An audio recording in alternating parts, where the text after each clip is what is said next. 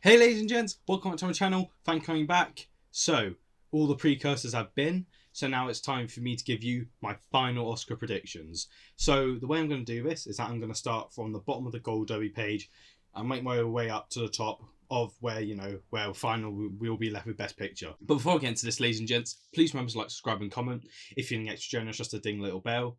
And also, please remember to scan these barcodes, go to links in the comments or follow the names starting your screens to follow my social medias. So I'm just going to throw you right into it with best live action short. I'd say it's a race between The Letter Room and Two Distant Strangers.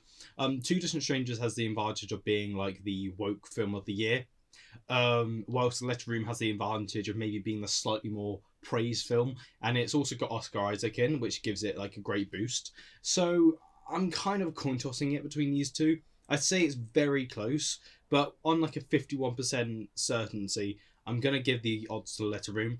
For example, last year The Neighbour's Window and the year when a Sally Hawkins short film won, it does show that if you've got star power, it really helps with your shorts. So I'm going to go with that. Best documentary short, it's between again, it's a two-horse race between A Love Song for Latasha and Colette. I prefer seeing Colette to win, and it could happen, but I'm going to give it to a love song called Latasha purely, I'm going to give the edge to A Love Song for Latasha purely because it just seems to be gaining more of that hype. Best animated short, If Anything Happens, I Love You. I thought the runner-up would be out, but it's not even nominated, so I've just got to give it to Anything Happens, I Love You. And I am for this. It is a heartbreaking but beautiful story. Seriously, watch it if you haven't already. Best international feature film. So, are we seriously going to go against the film that has a director nomination, won the BAFTA over Minari, and when Minari is nominated here? No, none of us are going to do that. So best international feature film is obviously going to another round. There's not much more to be said apart from that. Going into best documentary feature, so the film that's been collecting Guild Awards and also has the BAFTA and PGA for best documentary feature, it's just got to be My Octopus Teacher. The upset would be Time Collective, maybe even Crip Camp, because I say those have equal odds of being an upset, but I'm fairly certain to say it's My Octopus Teacher at this point. Be expecting that to win. Best animated feature, Soul. Soul is swept the season. It's won the Annie. It's won the BAFTA. It's won the Golden Globe. Everything. It's sweeping the season. It's not going to stop at the Oscars by any means.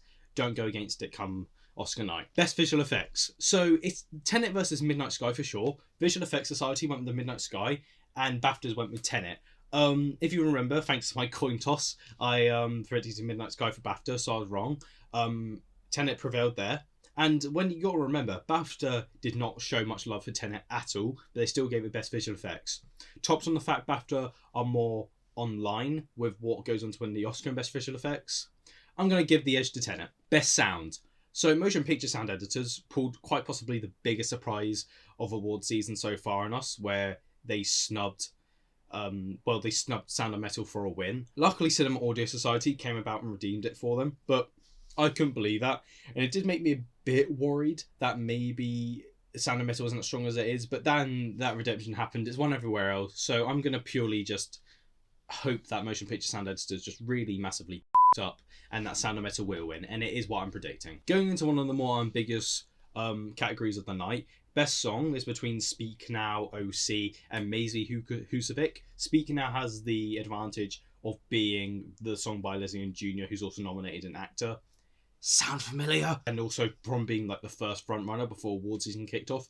OC has the advantage of having a desperately overdue songwriter, and Husavik has the advantage of being the only song within the film. So I'm really kind of juggling these three. I don't know what to do. So OC has Golden Globe, Speak Now has Critics' Choice, and Husavik could also win because I feel like the Oscars could appreciate the fact that it's the only song in a film. Not only that, but Husavik is actually quite a good song, and it's very grand and big and kind of closes off the Eurovision scenes of the film. So that could definitely win, and OC really could win, but I'm still going to go with Speak Now because I feel like it will be a great place to honour Leslie Jr. They do like to do that because they'll recognise this song with him, and they'll also recognise him in supporting actor. But honestly, I'm really not confident on this. I'm literally just giving the edge of Speak Now. I will not be surprised if OC or maybe even Husavik wins. Best score, Soul. Moving on. Oh, and to another predictable one. Best production design. Mank. Mank. Mank. It's very lavish. They love lavish. It's completely swept the season. Even the critic circle at swept where Mank completely underperformed. Mank is also just going to win production design. Best makeup and hairstyling. At the start of the season, I actually thought it was Hillbilly Elegy. It's the more conventional film that they give best makeup. It's got a lot of prosthetics, in which I know the Oscars appreciate a lot. But Ma Rainey's Black Bottom has come and completely swept the season. So I'm not going to go against it at this point because that would just be pretty silly. Pinocchio could upset because they made a little boy look like a wooden boy. And that's the magic of makeup if I've ever seen it. Best film editing. So we all thought that Charles Chicago 7 was the obvious frontrunner. Then Sound of Metal surprised and tied at Critics' Choice with Charles Chicago 7. Then went and won the BAFTA. And if Sound of Metal won ACE Eddie for sound editing, then I would be predicting it because it would have everything then. But Charles Chicago 7 won there. This is like one of the few places where you can't really predict on precursors because half the time they go with what the BAFTA predicts and half the time they go with the Eddie predicts. So I'd say this is actually really unpredictable, but because it just has more awards than Sound of Metal, I'm gonna give the edge to Charles Chicago 7. Best costume design. I can see Emma upsetting, to be fair. It's very lavish and grand, which they love, but Ma Rainey's Black Bottom has swept the season. It'll be an amazing opportunity to offer Anne Roth once again and become the second oldest winner in history. So yeah, I think Ma Rainey's Black Bottom's winning best costume design. Best cinematography. So we all thought Nomadland was the winner. It'd be my pick because I think it's more of a better looking film, but then Mank shocked us all and won the American Society of Cinematographers last night. So I'm really conflicted. I really don't know what to do. But then again, I had to think to myself, the American Cinematographers Association do love their black and white films. They often do upset. Cold War won there, for example. They gave it to Skyfall once. So they clearly do love that. So I'm going to stick with Nomadland. I think Mank really could win because it seems like the more obvious film that the Oscars would go for, but it's not enough for me to go against Nomadland yet. But do maybe expect an upset. Best original screenplay. So Aaron Sorkin won Golden Globe, where they just love the man, but then Emerald Fennell won everywhere else. So I'm going to give the edge to Promising Young Woman, and I just want you to know, I am predicting Nomadland for Best Picture at this point, and Best Director. I know this is kind of a spoiler, but oh well, what are you going to do? But if Troll does win here, I will be clenching my teeth the whole ceremony, because I think Trial would be the most likely upset if there was to be one. If it wins Screenplay, it's opened the door for it. I'll still think it's Nomadland, but the door will be opened. I'm just saying. Best Adapted Screenplay. So Nomadland seemed like it was going to be the winner, and I kept saying, because Nomadland and The Father were ineligible for the WGA, it made it really hard to predict. If we had the WGA winner here, it'd be so much easier, but we don't. I don't think they're going to give it to Borat's subsequent movie film. I'd love to see that happen, but I just don't think it's happening. So it's really between The Father and Nomadland here. And I'm going to go give the edge to The Father. It's the more screenplay film. It's the more likely film to win Best Screenplay in terms of what the Oscars have done before. I kept on saying, if it wins the BAFTA, it'll be enough for me to predict it here. And it has, so here we are. I'm predicting The Father Best Adapted Screenplay. Best Supporting Actor is Daniel Kaluuya. This is the most locked acting category of the night by far. So yeah, I'd probably pick Paul Raci over him, to be honest, but I'm equally happy to see Daniel Kaluuya win and expect to see him make a speech come Oscar night because he's winning, ladies and gents. Best Supporting Actress. It's kind of crazy how it went from being so unpredictable to so clear because Yo Jung-yoon has got SAG and BAFTA now, which is a really strong combination. So I'm fairly certain to say she will win the Oscar. I said the upset probably would be Maria Bakalova because she does have Critics' Choice and she has built this momentum for herself, but when Yo Jung-yoon has SAG and BAFTA, you can't really go against that. Best Actor. This is a tricky one. If Chadwick Boseman won the BAFTA, he would have a complete sweep and we would just predict him for the Oscar, and he probably would win the Oscar then. But Anthony Hopkins has become a rival as he did win the BAFTA, and a lot of people will try and tell you, oh, well, he's British. Chadwick Boseman has everything else. He's got it in the bag. I'm sorry, I disagree. I think the BAFTA really says something. We got to remember that Olivia Colman and Tilda Swinton won their BAFTAs, nothing else. Well, Olivia Colman had the Golden Globe, but still. And Mark Rylance only won a BAFTA. They're all British. and they all went on to win the Oscar anyway. And let's not forget, you know, like the years when Mark Rylance won, and everyone thought it'd be a good year to give Sylvester Stallone an Oscar, and they still didn't go off of it. The year Olivia Colman won, and they thought it'd be a good opportunity to give Glenn Close an Oscar. They still didn't go off of it. The same thing really could happen here, and it makes me very nervous for Chadwick Boseman. I'm still going to predict Chadwick Boseman, but Anthony Hopkins is right there. I really don't think that the fact he's died will really bother the Oscars all that much. I'd like to see him win. I think he's fantastic.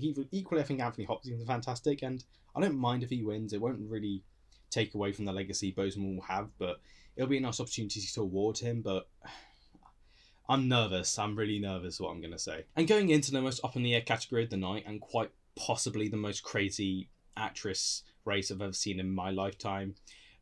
So my favourite is actually Vanessa Kirby out of all these, but she's the only one without precursor win, so I can't really predict her now. So we've got Andra Day, Viola Davis, Carey Mulligan, and Frances McDormand, all of which could win. They've all got their own incentive. So Frances McDormand is an acting legend. Carey Mulligan is a great actress, and it's kind of like her time to be honoured. Viola Davis is amazing in Man Rainey's Black Bob and another legend. Why not see her get another Oscar? And then you've got newcomer Andra Day, who completely steals it in an otherwise crap film. So I'm really unsure. Look, I want to see Carey Mulligan win as much as everybody, but she's only got Critics' Choice, and to win an Oscar after only just winning Critics' Choice seems weird. I don't think they're going to want to give it to Frances McDormand after winning 2 leading actress Oscars. Are they really going to want to make it a third when they can honour somebody else? So I think the race comes down to SAG winner Viola Davis and Golden Globe winner Andra Day. And you know what? I'm going to go with Andra Day for the win. I think we may be in a situation like Regina King, where maybe they had issues with screeners. We don't know. This is the problem. We don't know why they didn't nominate Andra Day.